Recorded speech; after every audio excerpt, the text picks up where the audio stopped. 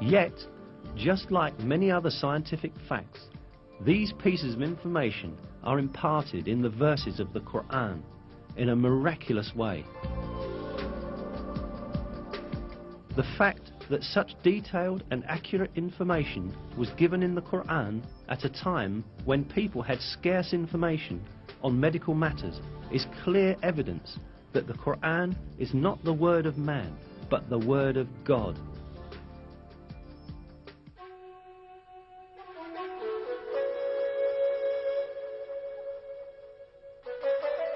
Another miraculous aspect of the Quran is that it revealed beforehand a number of important events that would occur in the future. The 27th verse of Surat Al-Fath, for example, gave the believers glad tidings that they would conquer Mecca, which was then under the occupation of pagans.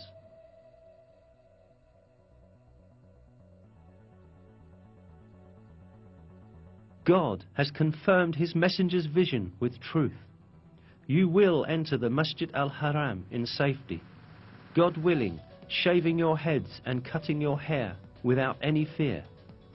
He knew what you did not know and ordained, in place of this, an imminent victory.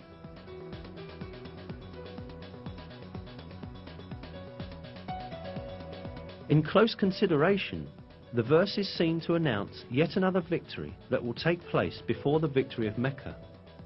Indeed, as stated in the verse, the believers first conquered the Kaaba fortress, which was under the control of the Jews, and then entered Mecca.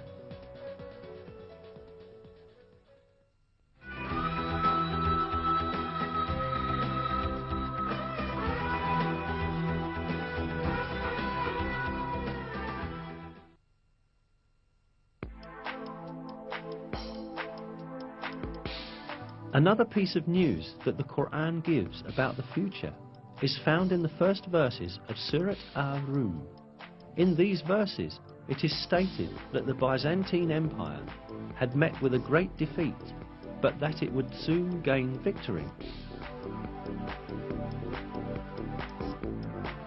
The Romans had been defeated in the land nearby, but after their defeat, they will themselves be victorious in a few years' time. The affair is God's from beginning to end.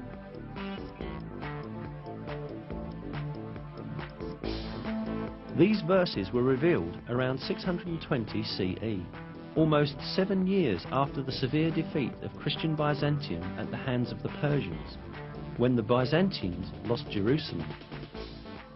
Yet it was related in the verses that Byzantium would shortly be victorious.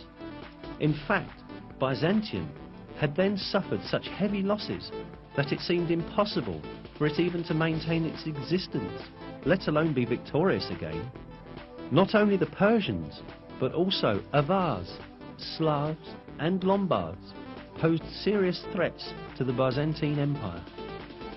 The Avars had come as far as the walls of Constantinople. The Byzantine Emperor Heraclius had ordered the gold and silver in churches to be melted and turned into money in order to meet the expenses of the army. Many governors had revolted against Emperor Heraclius, and the empire was on the point of collapse. Mesopotamia, Cilicia, Syria, Palestine, Egypt and Armenia, which earlier belonged to Byzantium, were invaded by the idolater Persians. In short, everyone was expecting the Byzantine Empire to be destroyed. But right at that moment, the first verses of Surat Ar-Rum were revealed, announcing that Byzantium would gain triumph in a few years' time. Around 7 years after the revelation of the first verses of Surat Ar-Rum, in December 627 CE, a decisive battle between Byzantium and Persian Empire was fought at Nineveh, and this time the Byzantine army surprisingly defeated the Persians. A few months later, the Persians had to make an agreement with Byzantium, which obligated them to return the territories they had taken from them. At the end, the victory of the Romans, proclaimed by God in the Quran, miraculously came true. Another miracle revealed in these verses is the announcement of a geographical fact that could not be discovered by anyone in that period. In the third verse of Surat Al-Rum, we are informed that the Romans had been defeated in the lowest region of the earth. This expression, Adna al-Ard in Arabic, is interpreted as a nearby place in many translations. Yet, this is not the literal meaning of the original statement, but rather a figurative interpretation of it. The word Edna in Arabic is derived from the word Deni, which means low, and Ard, which means world. Therefore, the expression Edna al-Ard means the lowest place on the earth. Most interestingly, crucial stages of the war fought between the Byzantine Empire and the Persians, when the Byzantines were defeated and lost Jerusalem, had really taken place at the lowest point on earth. This specified region is the basin of the Dead Sea, which is situated at the intersection point of the lands belonging to Syria, Palestine and Jordan. The Dead Sea, lying at 395 meters below sea level, is the lowest region of the earth. This means that the Byzantines were defeated at the lowest part of the world, just as is stated in the verse. The most interesting point lies in the fact that the altitude of the Dead Sea could only be measured with modern measurement techniques. Before that, it was impossible for anyone to know that it was the lowest region on the surface of the earth. Yet, this region was stated to be the lowest point on the earth in the Quran. Hence, this provides another evidence that the Quran is divine revelation.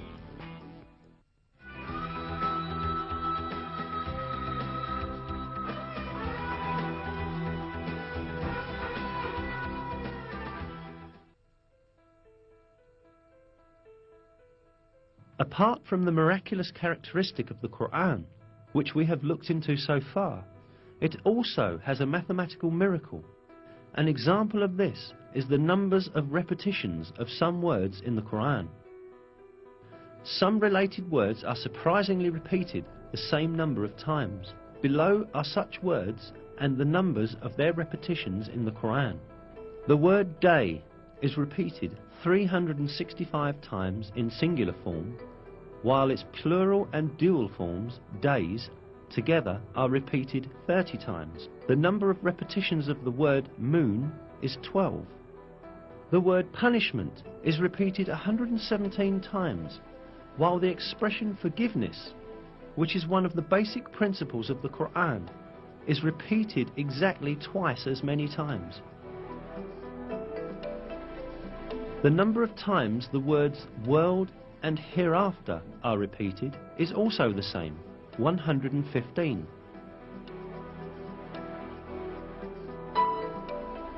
The statement of 7 heavens is repeated 7 times. The creation of the heavens is also repeated 7 times. The word faith, iman, without genitive, is repeated 25 times throughout the Quran, as is also the word infidelity or covering over the truth, kufr.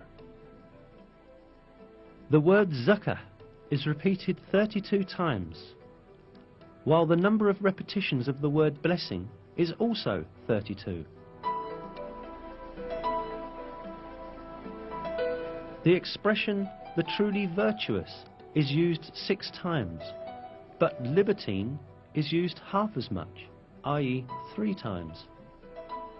Human being is used 65 times.